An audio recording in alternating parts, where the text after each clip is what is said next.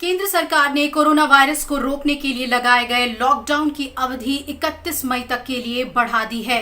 Lockdown 4 में अब राज्य सरकारों को कई सारे अधिकार दिए गए हैं और आर्थिक गतिविधियों में भी ज्यादा छूट दी गई है। देश में लॉकडाउन के चौथे चरण के लिए केंद्रीय गृह मंत्रालय की ओर से विस्तृत गाइडलाइंस जारी की गई हैं। नए दिशा निर्देश के तहत राज्य और केंद्र शासित प्रदेश स्वास्थ्य मंत्रालय के मानदंडों को ध्यान में रखते हुए ग्रीन, ऑरेंज, रेड जोन के साथ ही बफर और कंटेनमेंट जोन तय कर सकेंगे। रेड जोन और ऑरेंज जोन के भीतर स्वास्थ्य मंत्रालय की गाइडलाइंस के आधार पर स्थानीय अधिकारियों द्वारा कंटेनमेंट और बफर जोन का निर्धारण किया जाएगा। बफर जोन वो इलाके होंगे जो कंटेनमेंट जोन से सटे होंगे और जहां कोरोना से संक्रमित नए मामले आने की आशंका होगी। वहीं कंटेनमेंट जोन के भीतर केवल आवश्यक गतिविधियों की अनुमति होगी। कंटेनमेंट इलाकों में मेडिकल इमरजेंसी और आवश्यक वस्तुओं और सेवाओं की आपूर्ति के अलावा अन्य किसी भी तरह की गतिविधि की इजाजत नहीं होगी। गृह मंत्रालय के दिशा निर्देशों के मुताबिक लॉकडाउन 4.0 के दौरान कुछ गतिविधियां देश भर में प्रतिबंधित रहेंगी। इस दौरान सभी घरेलू और अंतर्राष्ट्रीय उड़ानें बंद रहेंगी।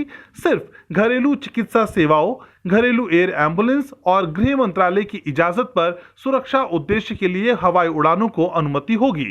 सभी मेट्रो रेल सेवाएं, स्कूल, कॉलेज, कोचिंग संस्थान बंद रहेंगे। होटल, रेस्तरां और अन्य सर्विसेज बंद रहेंगी।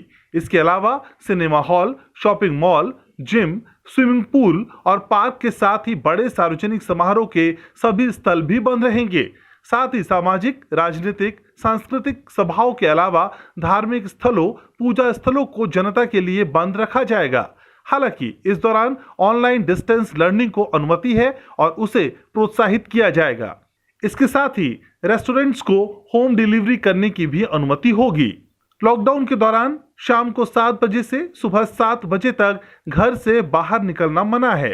इसके साथ ही 65 साल से ज्यादा और 10 साल से कम उम्र के लोगों को घर से बाहर निकलना मना है। साथ ही गंभीर बीमारी से पीड़ित लोग और गर्भवती महिलाओं का भी बाहर निकलना मना है। लॉकडाउन 4.0 के दौरान खेल परिसरों और स्टेडियमों को खोलने की अनुमति दी गई है, लेकिन दर्शकों को अनुमति नहीं है।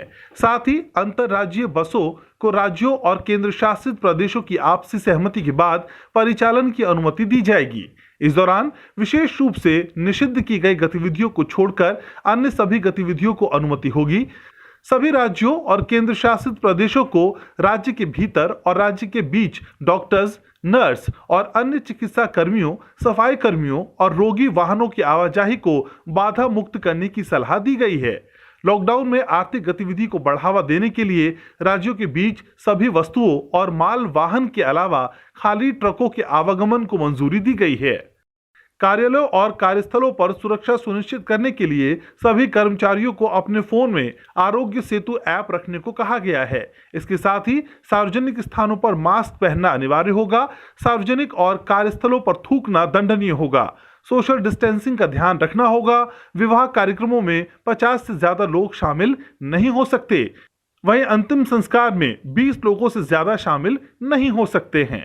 सार्वजनिक स्थानों पर शराब, गुटखा, पान मसाला, तंबाकू का सेवन करने की अनुमति नहीं है। दुकान में ग्राहकों के बीच न्यूनतम 6 फीट की दूरी सुनिश्चित करनी होगी और दुकान के अंदर एक समय में 5 से ज्यादा लोगों को जाने की अनुमति नहीं होगी। झूठी सूचना देने पर, अफवाह फैलाने पर 1 साल तक का कारावास या जुर्माना लगाया जाएगा। केंद्र सरकार या राज्य सरकार या किसी भी अधिकृत कर्मचारी के काम में बाधा डालना दंडनीय अपराध होगा। Bureau report, Rajya Sabha TV.